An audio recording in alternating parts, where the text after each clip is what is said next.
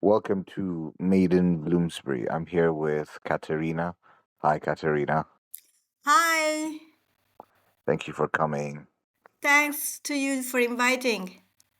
No problem at all. Caterina, you've kindly come to share your journey with us. So I want to start off with what I've noticed on LinkedIn, which was your post about leaving the UN and also just maybe tell us about yourself and your career in the UN and your career now.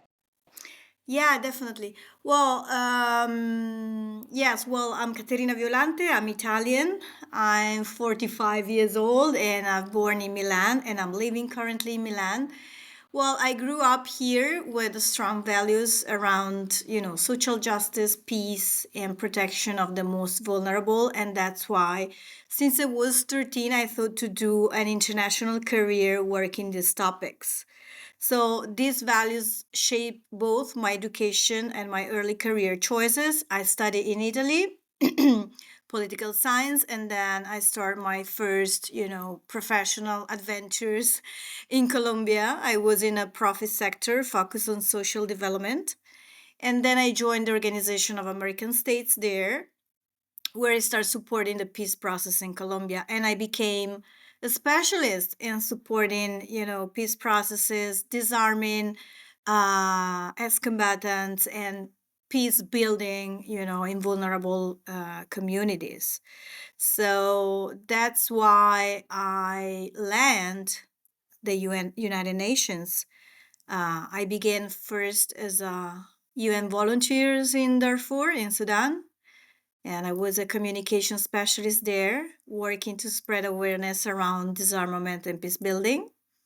And then I started my career. So I transitioned into political affairs role, serving in Somalia and contributing to efforts to counter violent extremism. And then supporting the social reintegration of former Al Shabaab members there. And the last step was arrive in Colombia, and there is where my post starts.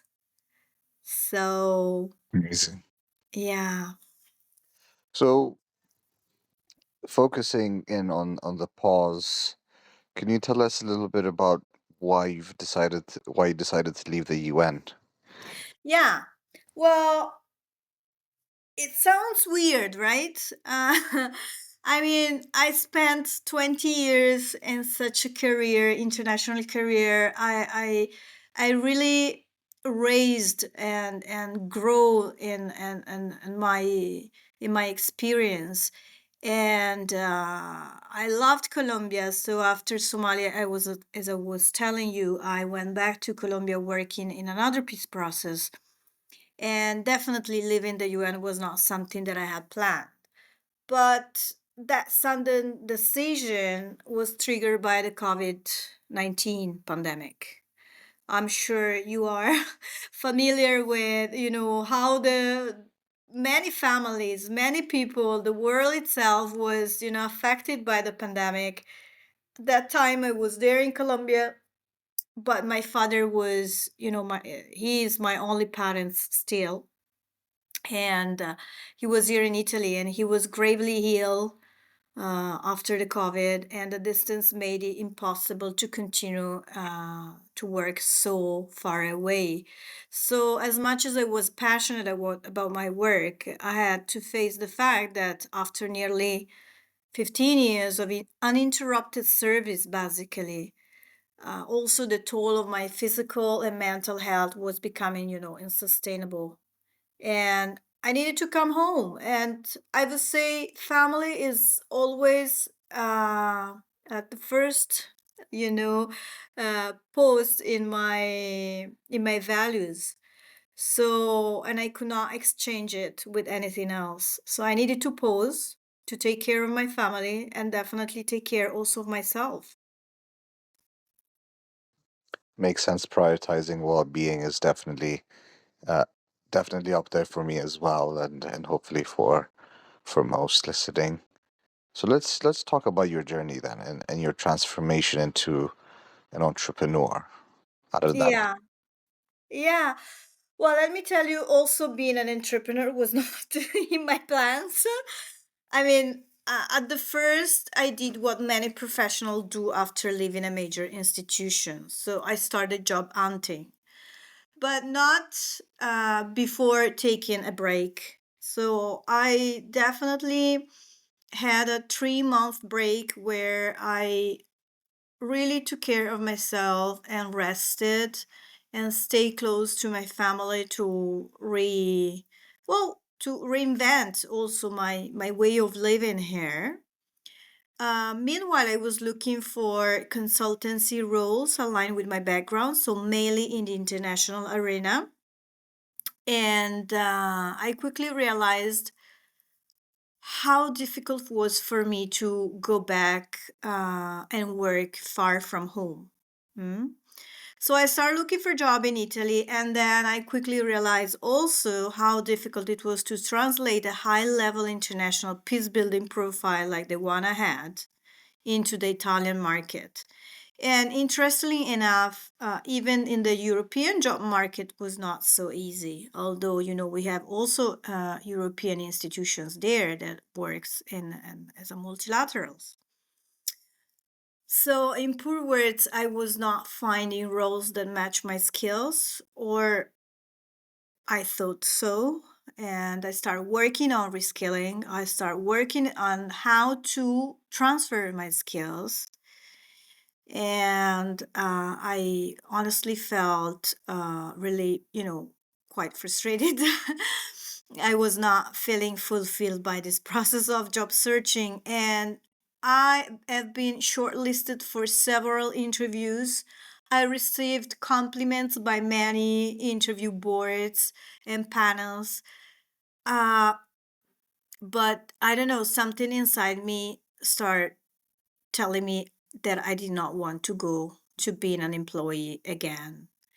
And so it was like two ways. So, from one side, I was not getting truly an interesting offer from an employer. But on the other side, I was also tired of going through such long processes that was not really um, like impacting on on my professional life. So, meanwhile, I was training to become a certified professional and leadership coach. That was not thought as a job at the beginning. I had started the program simply to strengthen my leadership skills on one side, and also coaching felt like a valuable asset for any future role where I might lead a team. In Colombia, I was a deputy head of office and I was supervising directly or indirectly up to 50 staff. So I never expected, in short, coaching to become my actual profession, but I began practicing almost immediately. I was offering complimentary sessions at the beginning, and something shifted. A few of people I work with came to me and said, "Hey, I want you to be my coach. I want to continue coaching. I like it, even if I have to pay." And that was the moment I realized this could be something more. So, well, that's like the beginning of the story. So, I don't know if you want me to go ahead, or you want to ask me something else, or I can just follow the flow.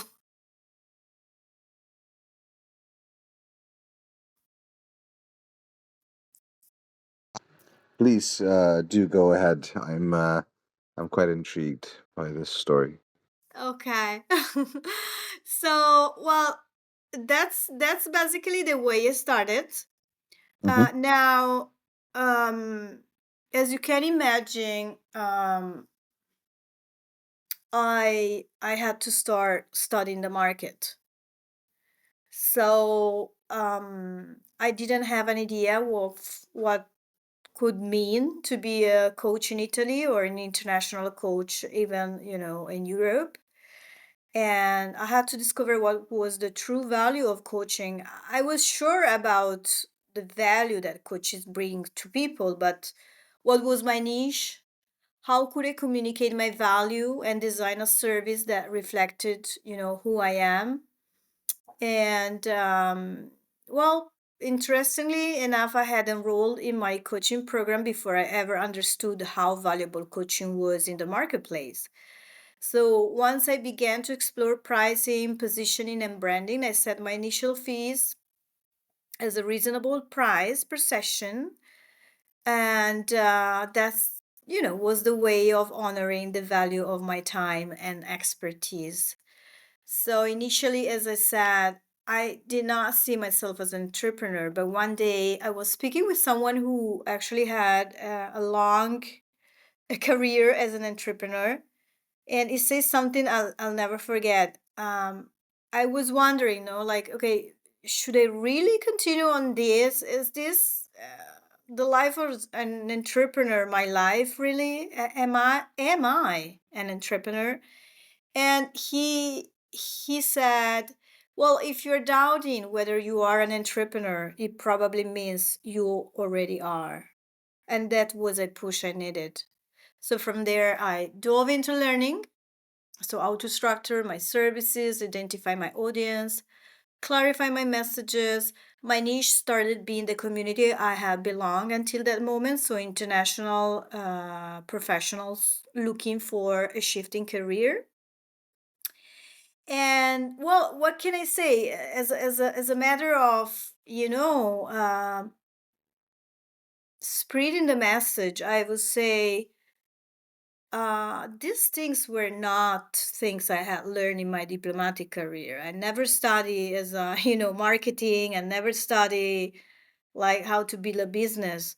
But I found out that so many of the skills I had developed in the field were completely transferable, like client orientation, communication, uh, empathy, and a deep well of creativity. So now, as an independent professional, I help others navigate their own transitions. When it's needed, I support them specifically with the UN process of recruitment. Otherwise, I help them rediscover their agencies and lead with intention to shift into the corporate sector, or also to become entrepreneur like me. So it wasn't the path I expected, but it's one I choose and one that continues to grow with me. So that's something that really inspired myself too. So no wonder that it can inspire others. Definitely, that's very inspirational. Thank you, Caterina, so much for your time today. Thanks to you, Michael. All my pleasure.